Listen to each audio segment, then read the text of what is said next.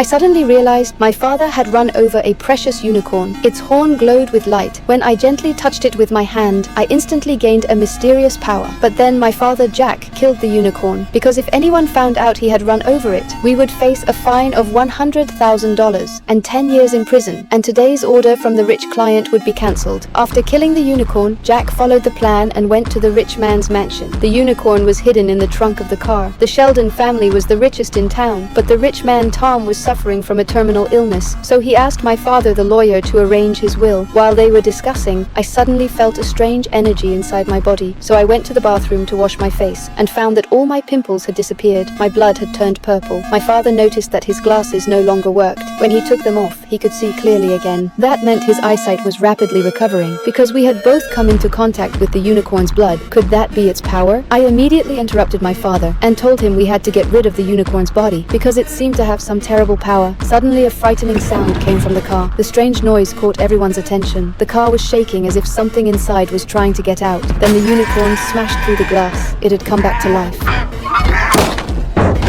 Realizing how serious things were, my father told everyone the truth and revealed that the unicorn's blood had magical power. The clever Tom quickly understood that this unicorn had healing abilities, so he brought my father and me into the lab and ordered the researchers to examine our bodies. They found nothing strange in the unicorn's blood, but its horn contained substances that could cure nearsightedness and acne. Tom immediately demanded that the substance be injected into his body. This was his last chance to cure his cancer. The researcher ground the horn into powder, boiled it in water, mixed it into Tom's medicine.